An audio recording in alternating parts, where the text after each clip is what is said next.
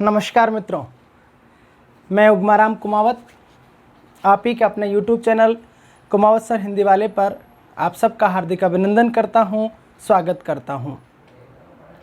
सबसे पहले मित्रों, आप अपने इस YouTube चैनल को सब्सक्राइब करें, बेल आइकन का बटन दबा लें ताकि अगले वीडियो का नोटिफिकेशन आपको मिलता रहे।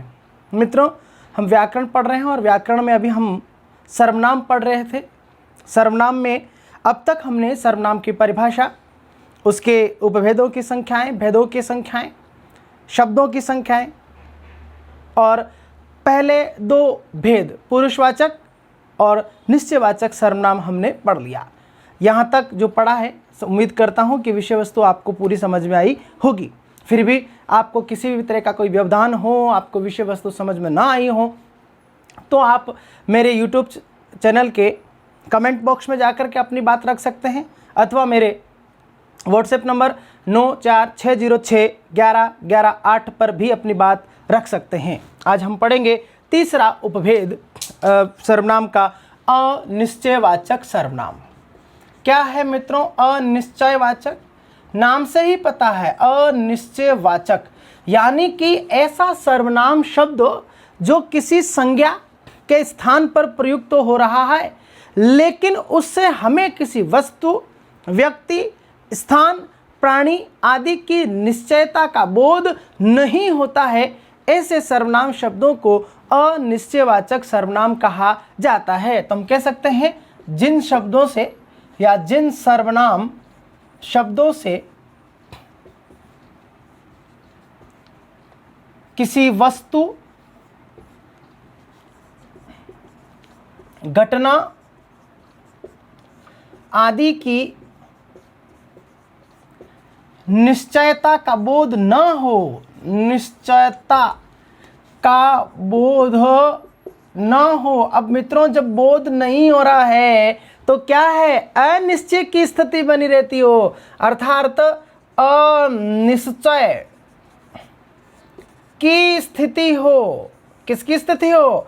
अनिश्चय की स्थिति हो, तो उन्हें अनिश्चयवाचक सर्वनाम कहा जाता है। हिंदी के दो सर्वनाम शब्द मूल रूप में जो 12 थे, 12 में से हमने कहा मैं का उत्तम पुरुष में होगा, तुम और आप का मध्यम पुरुष में होता है, यह और वह का हमने अन्य पुरुष में भी पढ़ा और निश्चयवाचक में भी पढ़ा। दो सर्वनाम शब्द यहाँ पर चलेंगे, एक तो कोई और एक कुछ।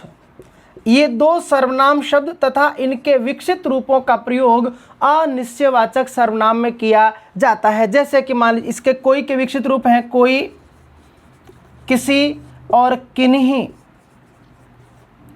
ये कोई के विकसित रूप हैं।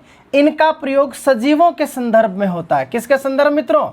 सजीवों के संदर्भ में। यानी हम चर्चा तो कर रहे हैं लेकिन हमारी चर्चा सजीव के संदर्भ में हो रही है। जैसे मैंने कहा राम आया है, स्पष्ट है कि यहाँ पर राम एक संज्ञा है, यहाँ पर हमने सर्वनाम का प्रयोग नहीं किया। राम आया है। अब मैं कहूँ कि कोई आया है, स्पष्ट है कि कोई शब्द राम संज्ञा के बदले प्रयोग हो रहा है, संज्ञा के बदले प्रयोग हो रहा है, इसलिए सर्वनाम है। लेकिन कोई शब्द से क्या मालूम चल रहा है? क्या निश्चय हो रहा है, क्या नहीं हो रहा है? तो ये कोई क्या हो गया? अनिश्चयवाचक हो गया। अब ये कोई अनिश्चयवाचक तो है, लेकिन क्या स्पष्ट है कि कोई आया है तो वो निर्जीव है? नहीं है ना। आया है तो वो क्या है? सजीव है। इसलिए हम कह रहे हैं कि कोई, किसी और किन्हीं का प्रयोग अनिश्चय में तो हो लेकिन सजीवों के संदर्भ में किया जाता है। और कुछ शब्द का प्रयोग निर्जीवों के संदर्भ में होता है। यानी जब हमारी चर्चा निर्जीव के संदर्भ में हो तो ऐसी स्थिति में हम कुछ शब्द का प्रयोग कर रहे हैं। जैसे मैं एक उदाहरण दे रहा हूं, आपको समझाने के लिए प्रयास कर रहा हूं कि राम आम खा रहा है, आम खा रहा है। स्पष्ट है कि यहाँ पर कहीं संज्ञाओं का प्रयोग नहीं हुआ है, मैं चाहूँगा सर्वनाम का प्रयोग नहीं हुआ है। यहाँ पर दो संज्ञा है, एक तो राम और एक आम।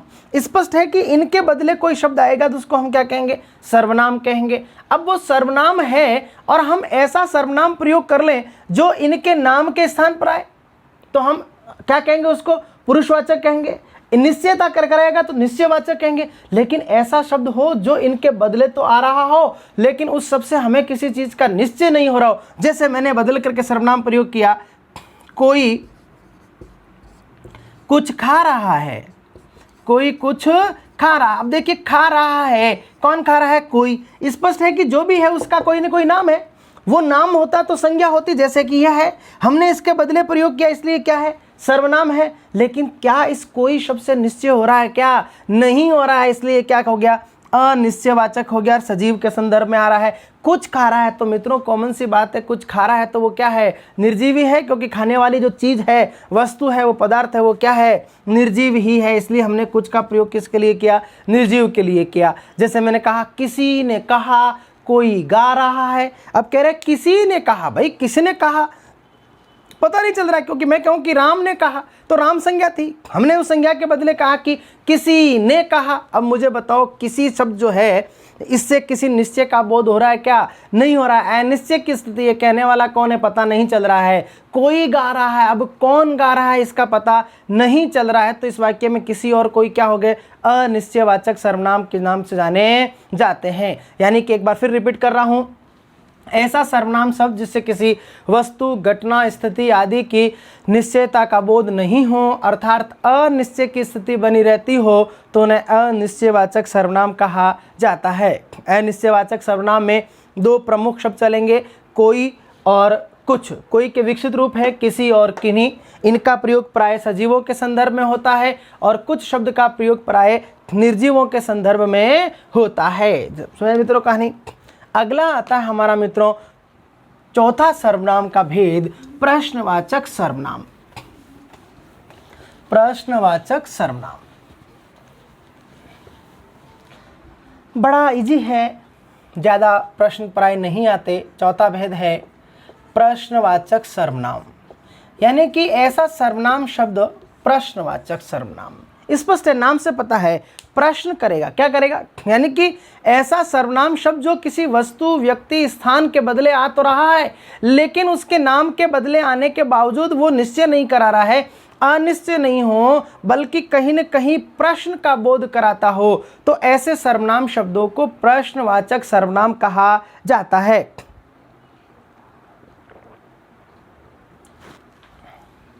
पारिभाषिक तौर पे कह सकते हैं जो सर्वनाम शब्द किसी वस्तु,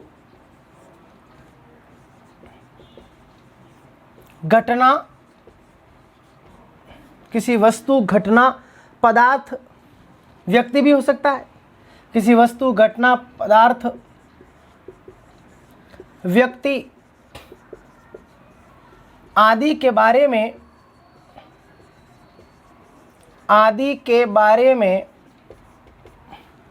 प्रश्न का बोध कराते हो, उन्हें क्या कहेंगे?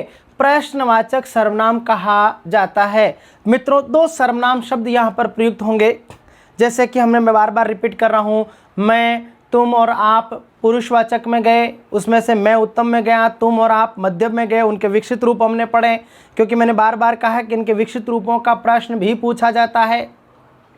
यह और वह का प्रयोग हमने दो जगह किया, निश्चय में भी किया और अनिश्चय में भी किया। हमने वहाँ स्पष्ट करने का प्रयास किया कि प्राय जब किसी वस्तु, घटना, पदार्थ की ओर संकेत करते हैं, उस समय यदि यह, वह और इनके विकसित रूपों का प्रयोग करते हैं तो ये प्राय निश्चयवाचक होते हैं, जबकि इन्हीं सर्वनाम शब्दों का प्रयोग और इनके विकसित रूपों का प्रयोग हम किसी थर्ड पर्सन के संदर्भ में करते हैं तो वहाँ पर वो अन्य पुरुष के नाम से जाना जाता है। उसी तरह से हमने कहा कोई और कुछ का प्रयोग अनिश्चयवाचक में होता है। तो कौन और क्या, दो सर्वनाम शब्दों का, एक तो कौन और एक क्या, इन दो सर्वनाम शब्दों का प्रयोग प्रश्नवाचक सर्वनाम में होता है। ये हम अलग अलग इसलिए लिख रहे हैं मित्रों कि कई बार इनके विकसित रूप देख करके एक समूह बना दिया जाता है, फिर आपसे पूछा जाता है कि किस समूह के सभी सर्वनाम शब्द प्रश्नवाचक है। इसमें भी आपसे सजीव निर्जीव का पूछ सकते हैं, जैसे हमने निश्चयवाचक पर अन्य पुरुष में पास और निकट की बात की कि यह और उसके विकसित रूप पास के संदर्भ में होते हैं, वह और उसके विकसित रूप दूर के संदर्भ में होते हैं। उसी तरह से अभी हमने अनिश्चयवाचक में कहा कि कोई का प्रयोग सजीव के लिए होता है और इनके विकसित रूपों का, जबकि कुछ का प्रयोग हम लोग निर्जीव के संदर्भ में करते हैं। उसी तरह से यहाँ पर भी कौन और इसके विकसित रूप, जैसे कौन, किनका, किनकी, किन्हें, किन्हें कह रहे हैं, किन्हें। देखिए अनिश्चयवाचक में तो किन्हीं था, किन्हीं से कह दो, हमें क्या पता, किन्हीं से कह दो। या कह रहे हैं किन्हें, यानी आप प्रश्न कर रहे हैं किन्हें आदि सजीव के संदर्भ में होते हैं। सजीवों के संदर्भ में, सजीवों के संदर्भ में इसलिए होता है मित्रों कि जब हम किसी व्यक्ति के बारे में, सजीव है अगर कोई और उसके बारे में हम प्रश्न करते तो हम क्या नहीं कहते, बल्कि कौन, किनका, किनकी, इस तरह का प्रश्न कर रहे हैं। कौन आया, किनका है, किसे देना है, किनसे लेना है, किनसे कहना है। जबकि अगर हमारा प्रश्न किसी निर्जीव से हो तो वहाँ पर क्या का प्रयोग किया जाता है, यानी निर्जीवों के संदर्भ में किसका प्रयोग, क्या का प्रयोग निर्जीवों के संदर्भ में किया जाता है। प्रश्न आता है मित्रों कि कौन सा सर्वनाम शब्द या किस प्रश्नवाचक सर्वनाम शब्द का प्रयोग निर्जीव के संदर्भ में होगा। 4 शब्द दे देगा वहाँ पर, कौन, किनका, किन्हें और क्या। तो क्या का प्रयोग प्रश्नवाचक सर्वनाम में तो हो ही रहा है, लेकिन प्रश्न में भी इसका प्रयोग तब होता है जब हमारा प्रश्न किसी निर्जीव के संदर्भ में हो। जैसे मैंने कहा है एक उदाहरण में, पहले प्रत्येक उदाहरण के साथ संज्ञा का उदाहरण भी आपको दे रहा हूं। उसका अर्थ अभिप्राय यह है कि आप समझ रहे हैं कि हम किसी संज्ञा के बदले प्रयोग कर रहे हैं, इसलिए वो सर्वनाम है। फिर वहां क्या कर रहा है वो, उसके आधार पर उसके भेद का नामकरण हो जाता है। मैंने कहा कि राम पुस्तक लाया। अब इस वाक्य में राम एक संज्ञा है, पुस्तक एक संज्ञा है और लाया एक क्रिया है। मैं कहूं कि राम क्या लाया, स्पष्ट है कि अगर कोई लाया है तो जो चीज लाया वो सजीव तो नहीं हो सकती, वो क्या है, निर्जीव है।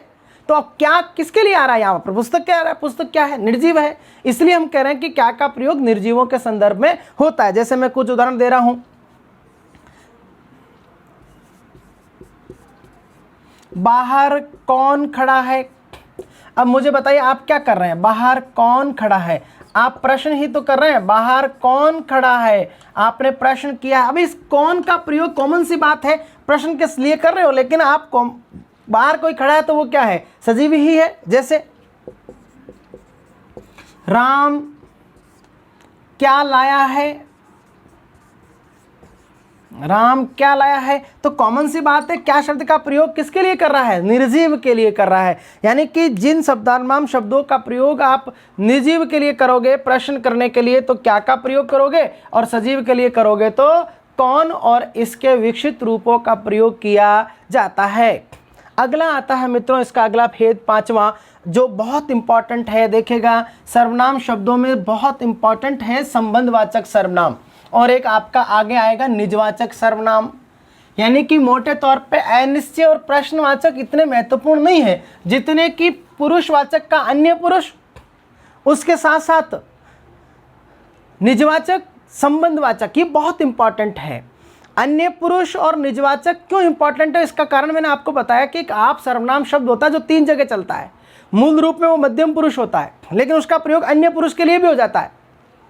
अब अन्य पुरुष सर्वनाम आप सीख चुके हैं, अभी अंत में हम जब तीनों की तुलनात्मक स्थिति करेंगे कि एक ही सर्वनाम शब्द को कब अलग अलग रूपों में प्रयोग किया जा सकता है, क्योंकि हम सीख रहे हैं कि कोई भी सर्वनाम तब अन्य पुरुष कहलाएगा जब उसका प्रयोग हम तीसरे पर्सन के लिए कर लें।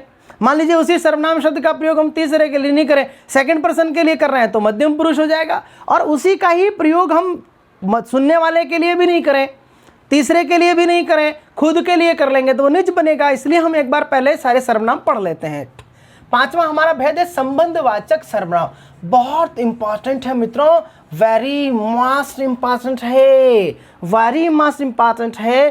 प्रश्न आता है कौन सा सर्वनाम शब्द अथवा भेद प्राय युग्म अर्थात जोड़े के रूप में प्रयुक्त होता है, तो उसका उत्तर होगा संबंधवाचक सर्वनाम।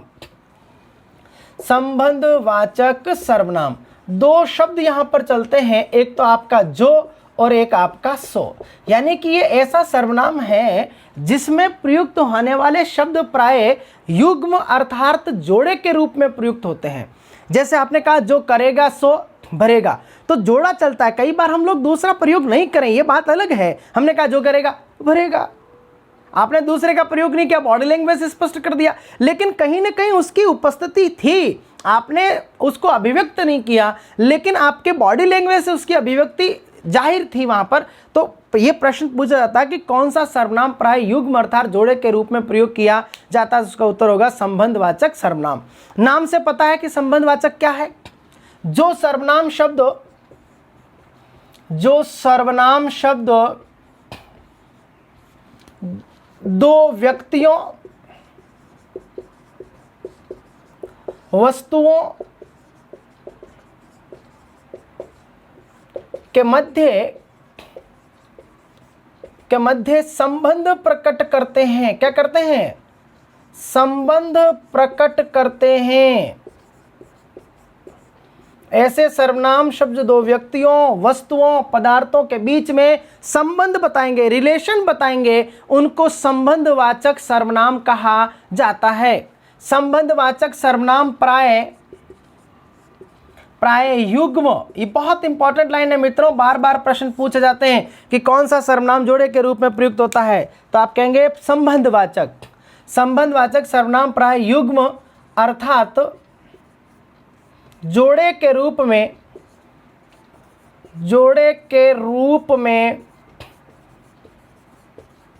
प्रयुक्त होते हैं। जोड़े के रूप में प्रयुक्त होते हैं। बहुत इंपॉर्टेंट है कि कौन सा सर्वनाम जोड़े में आएगा, तो आप उत्तर क्या दोगे मित्रों? संबंधवाचक सर्वनाम का प्रयोग प्राय जोड़े के रूप में किया जाता है। अगला यहां से प्रश्न आता है, ये जो जोड़े हैं मित्रों, और उसका प्रश्न देखो सेकंड गेट 2013 में आया था ये, और उसके अलावा भी कई और परीक्षाओं में रिपीट हुआ है।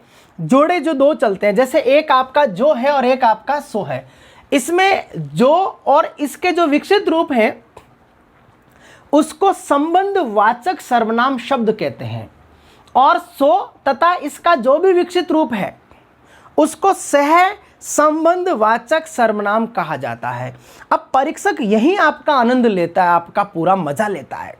आपने एक तरफ याद किया कि सर्वनाम के भेदों की संख्याएं 6 है, रट लिया साहब कि हमने किसी पुरुष को देखा इसलिए पुरुषवाचक, निश्चयवाचक, अनिश्चयवाचक, प्रश्नवाचक, संबंधवाचक और निजवाचक रट भी लिया आपने। 12 शब्द भी रट लिए, मैं, तुम, आप, यह, वह, कोई, कुछ, कौन, क्या, जो, सो, स्वयं। हमने बार बार बता दिया कि भेदों की संख्याएं 6 और सर्वनाम शब्दों की संख्याएं 12। 12 नहीं है तो 11 करना। क्यों करना, ये बार बार बताया है कि आपको लेकर के थोड़ा कंफ्यूजन है, लेकिन आपको प्राथमिकता में 12 पहले करना है। अब क्या है, आपने कहा कि भेदों की संख्याएं 6 है, आप गिनने लगे, पुरुष, निश्चय, अनिश्चय, प्रश्न, संबंध, निज। परीक्षक ने कहा कि निम्नलिखित में से सह संबंध बताइए। अब आप सोच रहे साहब भेद तो 6 थे, इस नया नाम कहां से आ गया? तो ये जो नया शब्द जो हम चर्चा कर रहे हैं, नया नाम जो चर्चा कर रहे हैं, वो यह है कि इसमें एक तो होगा संबंधवाचक और दूसरा वाला होगा सह संबंधवाचक। वाक्य में संबंधवाचक पहले भी हो सकता है, संबंधवाचक शब्द बाद में भी आ सकता है।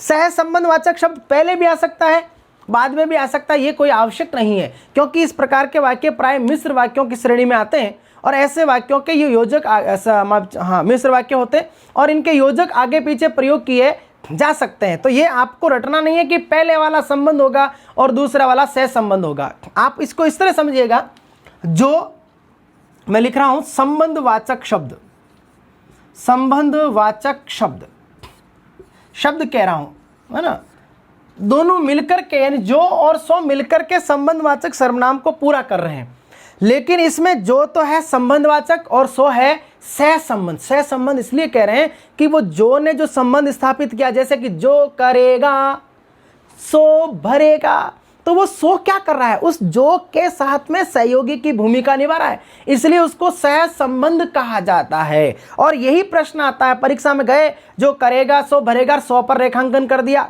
आपसे पूछेगा कि रेखांकित पद है ए संबंधवाचक ब सह संबंधवाचक, तो भाई जो सो है वो सह संबंधवाचक है। मैं ये कहना चाह रहा हूं कि ये आगे पीछे कहीं हो सकते हैं, कोई आवश्यक नहीं है। आप यूं भी कह सकते हो करेगा भरेगा, या यूं कह सकते हो वही भरेगा जो करेगा। अब देखो जो बाद में आ गया, एक तो मैं कहूं जो करेगा वही भरेगा, दूसरा कह रहा हूं वही भरेगा जो करेगा। तो एक बार आप देख रहे हैं कि जो का प्रयोग पहले कर रहे हैं, एक बार हम बाद में कर रहे हैं। वाक्य रचना के दौरान ये आगे पीछे हो सकते हैं, आपको इस तरह समझना है। जो प्लस, मैं इस तरह लिख रहा हूं यहां पर, ये धन चिन्ह लगा करके, प्लस विकसित रूप, यानी कि जो के जितने भी विकसित रूप हैं ये सारे किस में जाएंगे, संबंधवाचक कहलाएंगे। जैसे जिसका, जिसकी, जिसके, जिन्हें, जिनका, जिनकी, जिसे, ये क्या है? जैसे शुरू होने वाले रूप सात शब्द याद करने का क्या आसान तरीका है? जैसे शुरू होने वाले जो के विकसित रूप है जिसका, जिसकी, जिसके, जिनका, जिनकी, जिनके, जिन्हें, जिसे, जिनमें, जिन पर, ये किस में जाएंगे? संबंधवाचक में जाएंगे। आगे है चाहे पीछे, आपको घबराने की आवश्यकता नहीं है। आप देखो कि जो का विकसित रूप उसको संबंध कहेंगे। दूसरा जो इसका विकसित रूप होगा, सो का जो विकसित रूप होगा उसको सह संबंधवाचक कहा जाता है। क्या कहा जाता है मित्रों? सह संबंधवाचक कहेंगे। और उसमें मैं लिख रहा हूं सो प्लस विकसित रूप, सो के विकसित रूप। मित्रों अब आपको सो के विकसित रूप को याद करने की जरूरत नहीं है, जो तो है संबंध, और अब उसके साथ जो भी इसको संबंध को प्रकट करने के लिए आ जाएगा। कई बार यहाँ पर यह का वह का भी प्रयोग हो जाता है, वह का भी प्रयोग हो जाता है, तो इसके साथ जो जोड़ा आ जाएगा इनके साथ दूसरा, वो अपना आप में क्या होगा? सह संबंधवाचक कहलाएगा। जैसे जो करेगा सो, आगे हमने जो करेगा सो भरेगा, जिसका होगा उसे दे दो, जिसका है उसे दे दो, जो करेगा वो भरेगा, जितना, इसमें भी आएगा जितना, जितनी लिख सकते हैं आप, जय वाले, जितना गुड़ डालोगे उतना मीठा होगा, है ना। उसी तरह कह सकते हैं जो कल आया यह वही है। तो ये इसके संबंधवाचक सो के विकसित रूप हैं, उसका, उसकी, उसके, यही, माफ चाहूंगा, वही, वही, ये इसके विकसित रूप हैं सो के। वही, उसके अलावा आप कह सकते हैं वे, वह, वे, ये दूसरे वाले जो शब्द है, जैसे मैंने कहा कि जो कल बात कर रहे थे यह वे लड़के हैं, तो जो का संबंध स्थापित करने के लिए वह शब्द आ रहा है, तो जो तो हुआ संबंधवाचक और वह हुआ सह संबंधवाचक। जैसे यह वही घड़ी है, यह देखिए, यह निश्चय करा रहा हूं, ये सहसंबंध नहीं है, यह वही, वही कौन सी? जो, तो जो शब्द है उसका संबंध यह के साथ है या फिर वही के साथ है, ये आपको देखना है कि वो जो शब्द है उसका संबंध पूरा करने के लिए जो दूसरा शब्द आ रहा है वो इनमें से कोई भी हो सकता है, आपको देखना है। इसलिए मैं एक बार फिर समझा रहा हूं, जो और जो के विकसित रूप को संबंधवाचक कहेंगे, वाक्य में पहले आ रहे चाहे बाद में आ रहे हैं। अब उस जो का संबंध पूरा करने के लिए जो दूसरा शब्द आ रहा है, जो उससे कनेक्शन रख रहा है, क्योंकि कई बार एक वाक्य में एक साथ दो दो तीन तीन सर्वनाम आते थे। जैसे मैं एक उदाहरण लिख रहा हूं, आपके यहां पर ऊपर लिख देता हूं, आपको दिखाई देगा श्वेत पट पर साफ सुथरा। मैंने कहा जो कल आया यह वही लड़का है। अब मुझे बताइए मित्रों, यह वही लड़का है या यह वही है? जो कल आया था यह वही है। अब आप कह रहे हैं यह वही है, जो कल आया, जो कल आया यह वही है। यह वही का संबंध जो से है, यह से नहीं है। यह तो उसका निश्चय करा रहा है अन्य पुरुष के संदर्भ में, जो कल आया था, जो यही है या वही है। यह वही क्या हो गया? सह संबंध हो गया। ये सह संबंध सर्वनाम है और यह संबंधवाचक सर्वनाम होगा। बाद में भी आ सकता है, जैसे मैं कहूं जैसी करनी, जैसी करनी वैसी भरनी। अब मुझे बताओ जैसी के साथ संबंध किसका है? वैसी का है। ये क्या हुआ? सह संबंध हुआ, ये संबंधवाचक हुआ। अब ये जो सो है ये आगे पीछे भी हो सकता है, इसमें कोई फर्क नहीं पड़ेगा। आप यूं भी कह सकते हो वही भरेगा, वही भरेगा जो करेगा, वही भरेगा जो करेगा। तो मुझे बताओ जो के साथ संबंध कौन प्रकट कर रहा है? वही कर रहा है। ये सह संबंध होगा और ये संबंधवाचक सर्वनाम होगा। यानी कि ऐसा सर्वनाम शब्द जो दो वस्तुओं, दो व्यक्तियों, दो पदार्थों के बीच में संबंध प्रकट करते हो, उन्हें संबंधवाचक सर्वनाम कहा जाता है।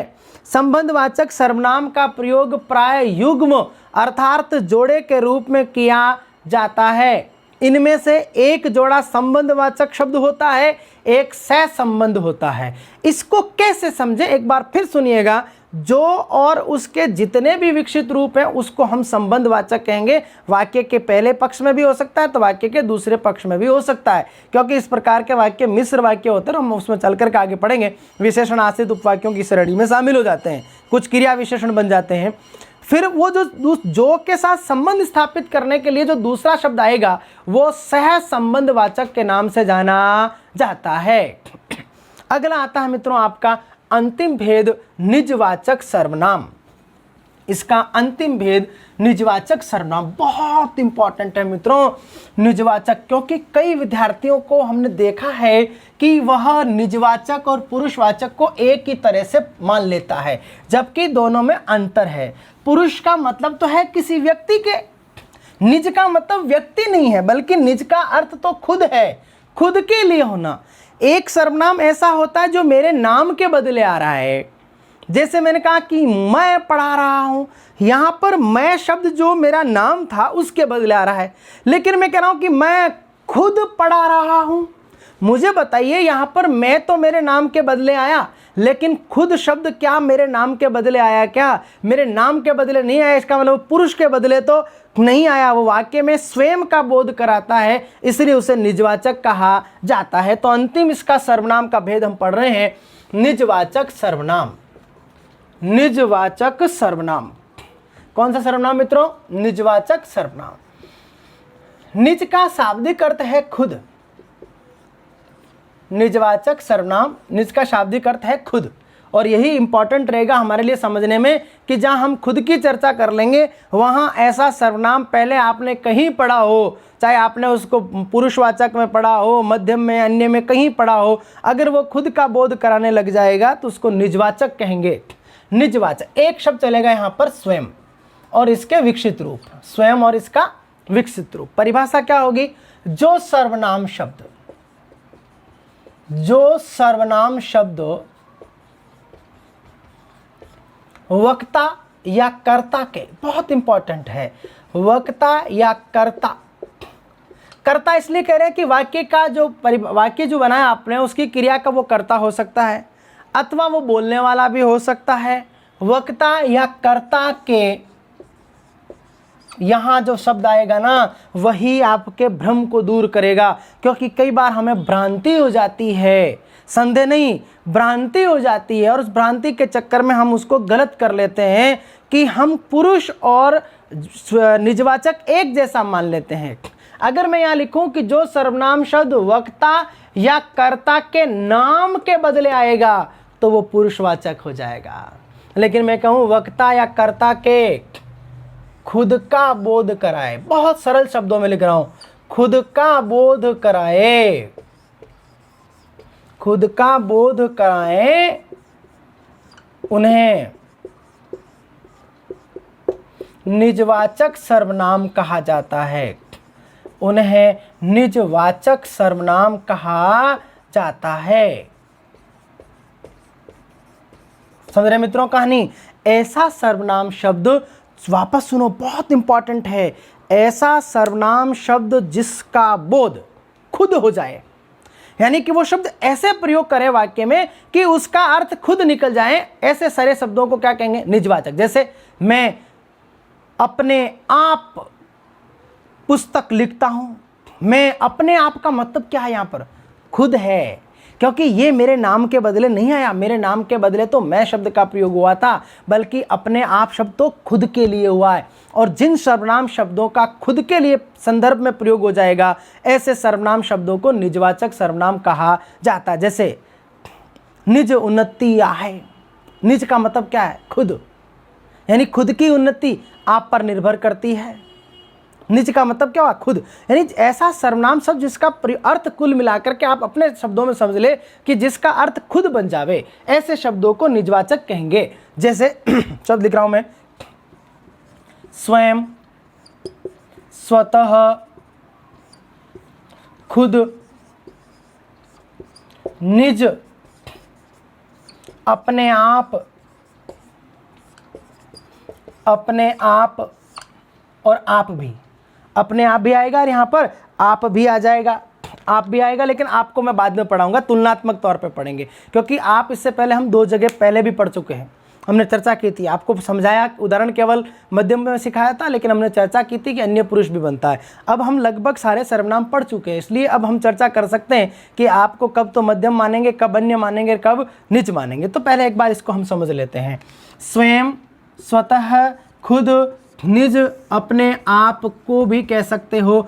अगर ये सारे के सारे शब्दों का प्रयोग वक्ता या कर्ता, वक्ता का मतलब बोलने वाला, कर्ता का मतलब वाक्य का कर्ता हो सकता है, उसके नाम के बदले नहीं बाबा, नाम के बदले आएगा जब तो पुरुषवाचक बन जाएगा, उसके खुद का बोध कराए। जैसे मैं कुछ उदाहरण दे रहा हूं आपको, मैं स्वयं खाना बनाता हूं। अब मुझे बताओ, मैं जो शब्द है ये तो मेरे नाम के बदले, जैसे मैंने कहा कि राम स्वयं खाना बनाता है, तो राम एक संज्ञा थी, उसके बदले हमने ने का प्रयोग किया, ये उत्तम पुरुष है। लेकिन स्वयं शब्द का अर्थ यहाँ क्या है? निज है, ये निजवाचक सर्वनाम कहलाएगा। जैसे मैंने कहा गाड़ी स्वतः ही चल पड़ी, स्वतः ही का मतलब क्या है? यहाँ गाड़ी अपने आप ही चल पड़ी, करो ये तो अपने आप ही चल पड़ी, गाड़ी चल पड़ी, गाड़ी अपने आप चल पड़ी, गाड़ी स्वतः चल पड़ी, गाड़ी खुद ही चल पड़ी। तो यहाँ पर स्वतः का मतलब क्या है? खुद, यानी कि ये गाड़ी के बदले नहीं आया। अगर ये गाड़ी के बदले आता तो कहानी अलग होती। ये गाड़ी जो इस वाक्य का कर्ता बन रहा है, गाड़ी स्वतः ही चल पड़ी। अब यहाँ जो ये स्वतः शब्द आ रहा है, वो इस पड़ी, चल पड़ी जो क्रिया है उसका कर्ता है गाड़ी। ये इस कर्ता के खुद का बोध करा रहा है, और यही हमने लिखा है कि जो वक्ता या कर्ता के, ये कर्ता इसलिए कहा, यहाँ इसको वक्ता कह रहे थे, हालांकि ये भी कर्ता है इस वाक्य का, क्योंकि इस वाक्य का ये कर्ता भी है तो वक्ता भी, इसलिए मैंने दोनों बातें समझा दी कि कहीं परीक्षा के दौरान वक्ता और कर्ता वाले अर्थ को लेकर के कंफ्यूज ना हो जाओ, क्योंकि परीक्षक अपनी तरफ से पूरा प्रयास करता है कि उसे छटनी करनी है, कैसे प्रश्न करेगा। तो यहाँ ये वक्ता भी है, साथ साथ इस क्रिया का कर्ता भी है। यहाँ पर ये इस क्रिया का केवल कर्ता है, वक्ता नहीं है। तो यहाँ पर ये गाड़ी के बदले नहीं आ रहा, बल्कि गाड़ी के खुद के लिए आ रहा है। यहाँ स्वयं शब्द मैं के बदले नहीं आ रहा, बल्कि इसके खुद के लिए आ रहा है। तो ऐसे सर्वनाम शब्दों को निजवाचक सर्वनाम कहा जाता है। जैसे मैं एक उदाहरण लिखूं, कुछ और उदाहरण दे रहा हूं आपको।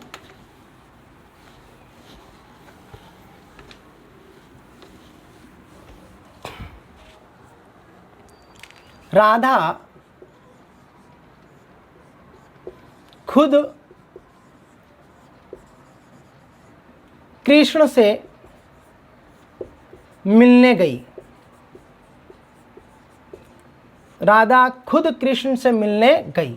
मुझे बताओ, यहां पर ये खुद शब्द जो है, ये क्या राधा के नाम के बदले आ रहा है? नहीं। अगर राधा के नाम के बदले होता तो ये पुरुषवाचक के किसी भेद में जाता, लेकिन यहां राधा खुद, खुद का मतलब स्वयं, निज, अपने आप, स्वतः है। तो यहां पर ये खुद क्या हो गया? आपका निजवाचक सर्वनाम हो गया। सीधे सीधे सरल शब्दों में समझो मित्रों, देसी जुगाड़ में, कि अगर आपको वाक्य में प्रयोग हुए किसी शब्द का अर्थ खुद बन जावे तो ऐसे सभी शब्दों को निजवाचक सर्वनाम के नाम से जाना जाता है। जैसे मैं एक और उदाहरण लिख रहा हूं,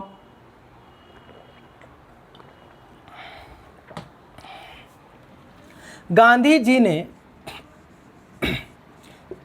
सब इंस्पेक्टर में आ चुका है ऐसा एक वाक्य, गांधी जी ने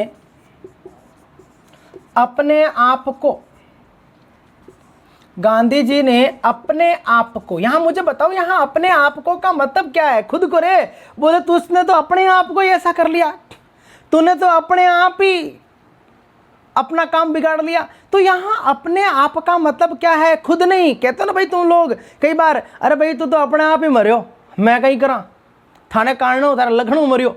तो वहां अपने आप कह रहे हो कि तू अपने आप, अपने आप का मतलब तू खुद, किसी का इसमें रोल नहीं है। यहां ये अपने आप को का मतलब क्या है? खुद। और जहां खुद अर्थ निकलेगा वो क्या हो जाएगा? निजवाचक सर्वनाम हो जाएगा। जैसे गांधी जी ने अपने आप को राष्ट्र पर समर्पित कर दिया, समर्पित किया। यानी राष्ट्र, गांधी जी ने खुद को राष्ट्र के लिए समर्पित कर दिया। तो यहाँ पर ये जो अपने आप को शब्द है ये गांधी जी के नाम के बदले नहीं है। अगर ये गांधी जी के नाम के बदले होता तो पुरुषवाचक में जाता और वहाँ पे ये अन्य पुरुष बनता, जिसकी चर्चा अब हम आगे करने जा रहे हैं। जैसे एक उदाहरण लिखा हूँ कि वह स्वतः ही समझ गया या समझ गई, देख लेना अपने हिसाब से भैया ये चीज़ तुम लोग हैं। वह स्वतः ही समझ गई, ये स्वतः ही का मतलब क्या है? वह खुद ही समझ गई। अब वह कौन है ये आप देख लेना भैया, किसकी चर्चा कर रहे हो ना, मुझे नहीं पता है ना। तो ये स्वतः का मतलब यहाँ क्या है? खुद है। तो ये क्या हो गया? निजवाचक सर्वनाम हो गया। समझ रहे मित्रों कहानी। अब हम सारे 6 भेद पढ़ चुके हैं।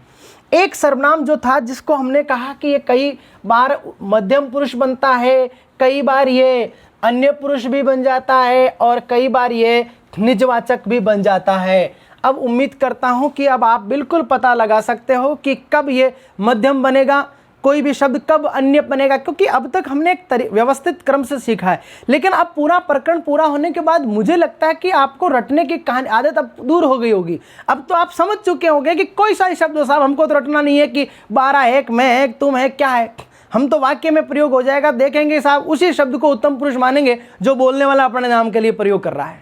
अब वो चाहे मैं है चाहे इसका विकसित रूप है, हमें कोई फर्क नहीं पड़ता। एक वचन है, एक बहुवचन है, वो आगे देख लेंगे क्रिया के आधार पर।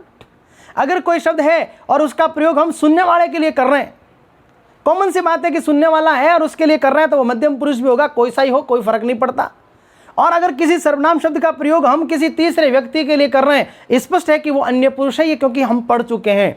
किसी शब्द का प्रयोग हम किसी घटना, वस्तु, स्थिति की निश्चयता का बोध इंस्ट्रक्टेड कर रहे हैं, उसको डायरेक्टेड कर रहे हैं, उसको संकेत कर रहे हैं, तो निश्चयवाचक हो जाएगा। और ऐसा सर्वनाम शब्द प्रयोग कर रहे हैं जिससे हम निश्चय नहीं कर पा रहे, तो अनिश्चयवाचक हो जाएगा। अब वो चाहे कोई कुछ हो, चाहे इसका विकसित रूप हो। और अगर किसी सर्वनाम शब्द से हम किसी के बारे में प्रश्न कर रहे हैं तो वो प्रश्नवाचक हो जाएगा। हम किसी के बीच में संबंध बता रहे हैं तो संबंधवाचक हो जाएगा। अब उसमें यहाँ देख लेना है कि जो और उसका विकसित रूप है वो तो संबंधवाचक होगा, और सो वाला और उसके साथ जो भी उसके साथ संबंध रख रहा है उसको सहसंबंधवाचक कहेंगे। प्राय वाक्य में दोनों आते हैं, लेकिन दोनों सदैव आए ये भी कोई जरूरी नहीं है। कई बार दूसरा नहीं आता, जो करेगा भरेगा। हमने सो का प्रयोग नहीं किया। जैसे करनी, भरनी, कई बार हम प्रयोग नहीं करते। और अंतिम हमने पढ़ा निज। निज तब होता है जब उस शब्द का प्रयोग खुद के लिए होता है। अब हम तीनों में चर्चा कर रहे हैं कि आप सर्वनाम को कब मध्यम बनाया जाता है, कब अन्य पुरुष बनाया जाता है और कब निजवाचक बनाया जाता है। जैसे मैं पहला वाक्य लिख रहा हूं, राम आप यहां बैठो, नहीं होगा, बैठिए होगा। ये बात समझ लेना थोड़ी सी, हालांकि हम वाक्य शुद्धिकरण पढ़ेंगे। आप आदर सूचक शब्द है, उसके साथ बैठो क्रिया का प्रयोग नहीं होता है, और ये कई बार आ चुका है पहले भी। और बच्चा समझ नहीं पाता कि भाई बैठोगा नहीं तो क्या करेगा। अरे भाई आप कह दिया ना, तो इसका मतलब आप उसको आदर सूचक कह रहे हो, रेस्पेक्टिव व्यक्ति बना दिया आपने उसे।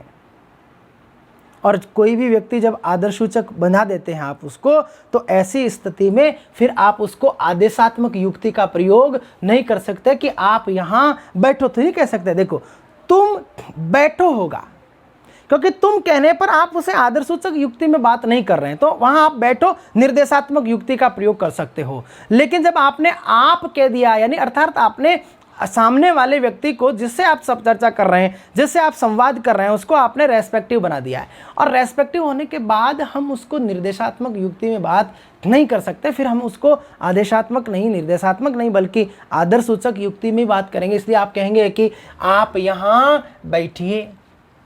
मुझे बताओ इस वाक्य में आप शब्द का प्रयोग किसके लिए हो रहा है? देखो मैं बोल रहा हूँ कि आप यहाँ बैठो, कॉमन सी बात है, मैं आप शब्द का प्रयोग उसके लिए कर रहा हूँ जो मेरे को सुन रहा है, और जो सुन रहा है वो कौन है? श्रोता है। और हमने पढ़ा कि जो श्रोता के लिए आएगा वो क्या होगा? मध्यम पुरुष होगा। इस वाक्य में आप शब्द मध्यम पुरुष है। क्या है मित्रों? मध्यम पुरुष सर्वनाम है। अब मैं इसका प्रयोग अन्य पुरुष के लिए कर रहा हूं। अन्य पुरुष कब बनता है? जब हम किसी तीसरे व्यक्ति की चर्चा कर रहे हैं और उस तीसरे व्यक्ति का नाम नहीं लेवे, और वहां पर हम जो भी शब्द प्रयोग करेंगे, कॉमन सी बात है, वो क्या होगा? अन्य पुरुष होगा। जैसे हमने एक उदाहरण दिया, राधा ने सीता से कहा, अथवा मैंने कह दिया कि राम ने श्याम से कहा मोहन आ रहा है, वह भी गुरुजी के दर्शन करने चलेगा। तो वह शब्द हम तीसरा व्यक्ति था, बोल राम रहा था, सुन मोहन रहा था, आपने तीसरा एक व्यक्ति कह दिया सोहन, उस तीसरे व्यक्ति के लिए आपने एक शब्द का प्रयोग किया, वो शब्द अन्य पुरुष था। स्पष्ट है कि तीसरे के लिए प्रयोग करोगे तो वो अन्य पुरुष होगा। मैं यहां पर आपका प्रयोग करके बता रहा हूं। जैसे आपको मैंने कहा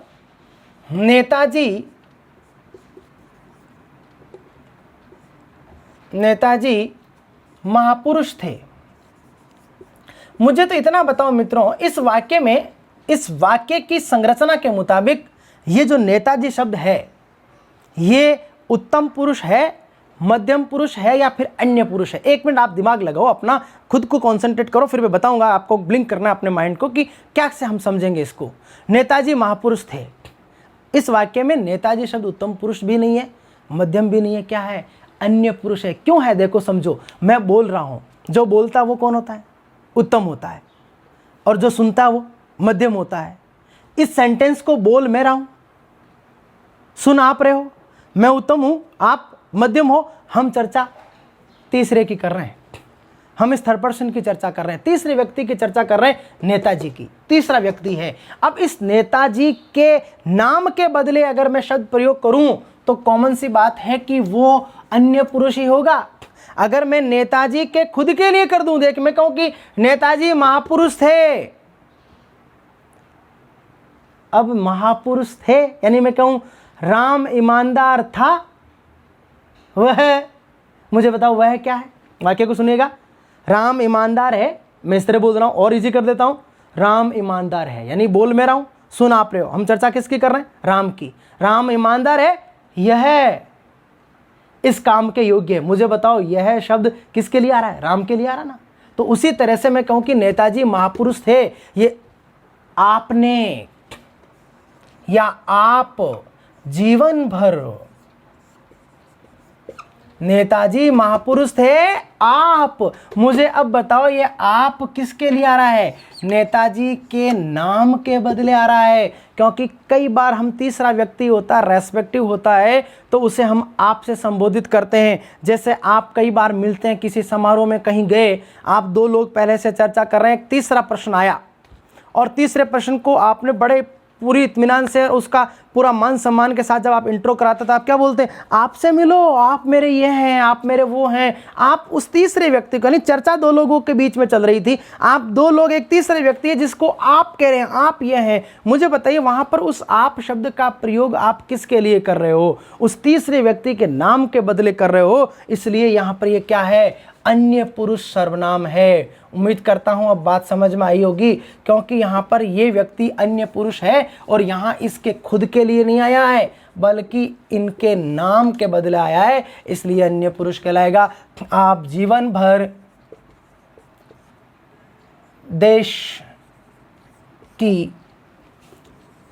देश को आज़ादी दिलाने के लिए संघर्षरत रहे। मुझे बताइए यहाँ पर आप शब्द किसी सुनने वाले के लिए आ रहा है क्या? नहीं आ रहा है।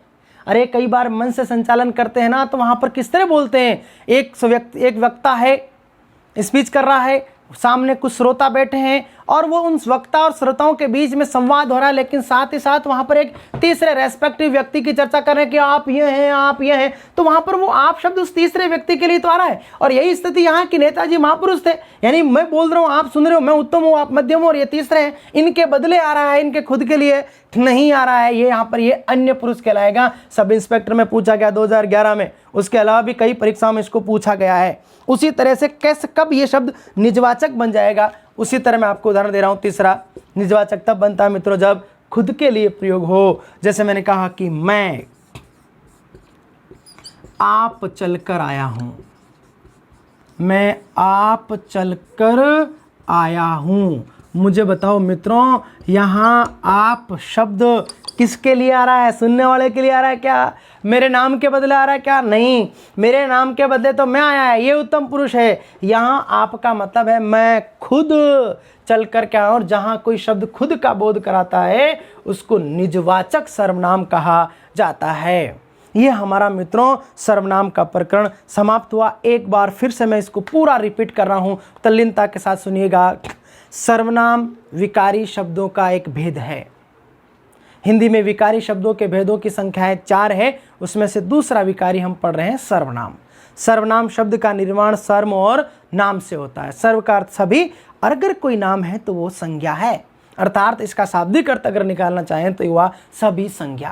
प्रश्न है कि सभी संज्ञा क्या? तो ऐसा विकारी शब्द जो संज्ञाओं के स्थान पर प्रयुक्त हो, अर्थात किसी भी संज्ञा के पूर्व संबंध को बनाए रखकर दोबारा उस संज्ञा को पुनरुक्त न होकर के उसके स्थान पर प्रयुक्त होता है, तो उन शब्दों को सर्वनाम कहा जाता है।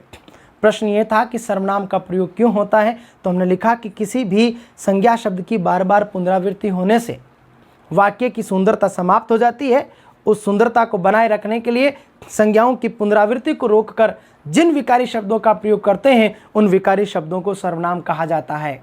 एक और परिभाषा हमने लिखी कि किसी भी संज्ञा के पूर्वापर संबंध के बदले, पूर्वापर इसलिए कह रहे हैं, पूर्व यानी पहले, पर यानी बाद में, कहीं ना कहीं हमारे पास पूर्व में संज्ञा का अस्तित्व होता तभी हम उसके स्थान पर कोई शब्द प्रयोग करते हैं। कई बार वाक्य में है, कई बार हम सीधे कह रहे हैं, जैसे यह आ रहा है तो यहाँ यह भले ही प्रयोग कर रहे हैं लेकिन पहले कोई नाम था तभी तो यह कह रहे हैं, इसलिए हम पूर्वापर संबंध के बदले कह रहे हैं। फिर हमने पढ़ा कि सर्वनाम के भेदों की संख्याएं 6, पुरुष, निश्चय, अनिश्चय, प्रश्न, संबंध और निजवाचक। सर्वनाम शब्दों की संख्या को लेकर के बहुत प्रश्न बार बार उठता रहता है। कल भी मुझे कोई व्हाट्सएप पे पूछ रहा था कि सर आप कभी 11 बता रहे थे, कभी 12 बताए, हमें करना क्या है? तो भाई ये बात मैं पहले भी 4 बार बता चुका और फिर बता रहा हूँ कि 11-12 का कन्फ्यूजन है और ये दूर करना हमारी रेस्पॉन्सिबिलिटी है। इसीलिए हम इस बात को बार बार रिपीट करें कि आपको 12 करने हैं शब्दों की संख्या। लेकिन कई बार शब्दों की संख्या शब्द 12 नहीं हो तो 11 कर लेना है। प्रश्न है कि 11-12 दोनों है, तो यही तो मैं कह रहा हूं कि पहले 12 करना है। अब ये कंफ्यूजन कहां था? वो आप शब्द को लेकर के था। इसलिए था कि कई विद्वान कहते हैं कि आपके ही विकसित रूप है जो आगे चल करके निजवाचक बनता है, लेकिन इसमें मूल शब्द हम स्वयं की चर्चा करते हैं। अब फिर था कि सबसे पहला पुरुषवाचक पड़ा, ऐसा सर्वनाम शब्द जो किसी संज्ञा के बदले तो प्रयोग हो रहा हो किंतु वह संज्ञा किसी पुरुष का बोध कराने वाली हो और उसके बदले जिसका प्रयोग कर लेंगे वो पुरुषवाचक होगा। ये 3 प्रकार का होता है, उत्तम पुरुष, मध्यम पुरुष और अन्य पुरुष। उत्तम वो होता है जो बोलने वाला व्यक्ति अपने नाम के बदले प्रयोग करता है मैं और इसके विकसित रूप जैसे कि मेरा, मेरी, मेरे, ये एक वचन रूप है, उत्तम पुरुष होते हैं। हम, हमारा, हमारी, हमारे, ये बहुवचन है, उत्तम पुरुष सर्वनाम में प्रयोग किए जाते हैं। दूसरा मध्यम पुरुष, 2 शब्द चलेंगे, तुम और आप, और इनके विकसित रूपों का प्रयोग। मध्यम वो होता है जो सुनने वाला है उसके नाम के बदले प्रयोग करेंगे। तुम शब्द हमेशा एक वचन माना जाता है, हालांकि इसके साथ क्रिया बहुवचन रूप में प्रयोग होती है, लेकिन इसका वचन एक माना जाएगा। अगर इसको बहुवचन की तरह प्रदर्शित करना है तो लोग शब्द का प्रयोग कर लेना चाहिए। आप शब्द के साथ क्रिया हमेशा बहुवचन रहती है, लेकिन इसको अगर बिना लोग शब्द के प्रयोग करोगे तो भी इसका वचन बहुवचन ही माना जाएगा। यानी सरल शब्दों में कह दो कि आपका कभी भी बहुवचन पूछे तो आंख बंद करके नहीं, आंख खुली रख करके। आजकल बंद नहीं करनी है, गोले काले करने पड़ते हैं। पहले तो गोले काले लिखते थे इसलिए आंख बंद करके चल जाता, अब परिभाषा बदल गई है समय के अनुसार। रिफॉर्मिंग इंडिया, ट्रांसफॉर्मिंग इंडिया, बदल रहा है मेरा देश, हाँ। तो अब आंख खुली रख के कोई काम करना है तो आप आंख खुली रख करके क्या कर सकते हो? बहुवचन करना है। किसको? आप सर्वनाम शब्द को। हाँ, लोग है तब तो बहुवचन है ही, लेकिन अकेला है तो भी बहुवचन होगा। फिर हमने पढ़ा अन्य, जब एक वक्ता और श्रोता दोनों मिलकर के अपनी चर्चा के दौरान किसी तीसरे व्यक्ति की चर्चा करते हैं और उस व्यक्ति का नाम नहीं लेकर उसके बदले अगर कोई शब्द प्रयोग करेंगे तो वो अन्य पुरुष कहलाएगा। यह और वह तथा इनके विकसित रूपों का प्रयोग यहाँ पर किया जाता है। यह के विकसित रूप पास वाले अन्य पुरुष के लिए होता है, वह के विकसित रूप दूर वाले अन्य पुरुष के लिए होता है। फिर दूसरा सर्वनाम पड़ा निश्चयवाचक सर्वनाम। जिन सर्वनाम शब्दों का प्रयोग किसी वस्तु, घटना, स्थिति आदि की निश्चयता के लिए करते हैं उन्हें निश्चयवाचक सर्वनाम कहा जाता है। निश्चयवाचक सर्वनामों को संकेतवाचक और निर्देशक भी कहा जाता है, क्योंकि ये किसी वस्तु, घटना, स्थिति की ओर उंगली उठाकर संकेत करते हैं, इशारा करते हैं, तभी निश्चय हो पाता है, इसलिए इनको संकेतवाचक कहा जाता है। यह और इसके विकसित रूप पास की निश्चयता के लिए होते हैं, वह और उसके विकसित रूप दूर की निश्चयता के लिए होते हैं।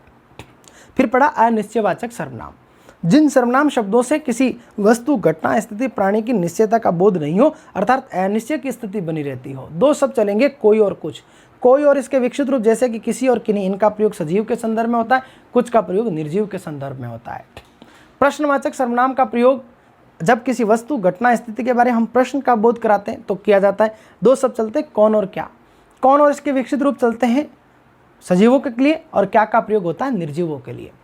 फिर इंपॉर्टेंट वाले दो सर्वनाम हमने भेद पढ़े, संबंधवाचक और निजवाचक। संबंधवाचक सर्वनाम का प्रयोग वस्तु, घटना, स्थिति अर्थात दो के बीच में रिलेशन प्रकट करने के लिए करते हैं, इसलिए इन्हें संबंधवाचक कहा जाता है। दो शब्द चलते हैं, जो और सो।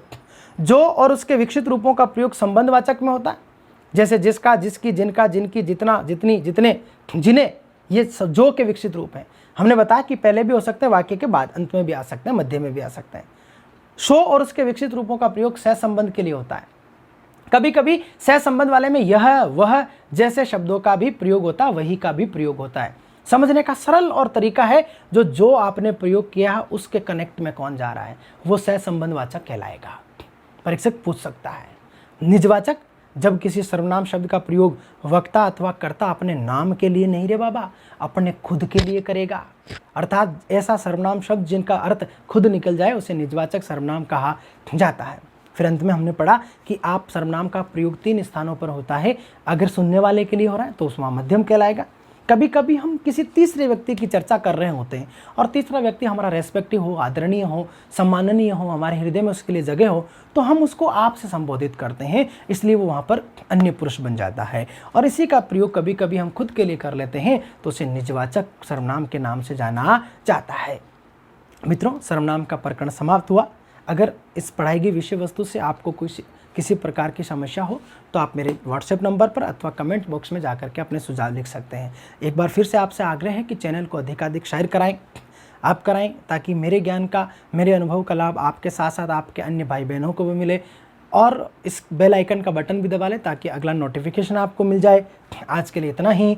जय हिंद, जय भारत, वंदे मातरम।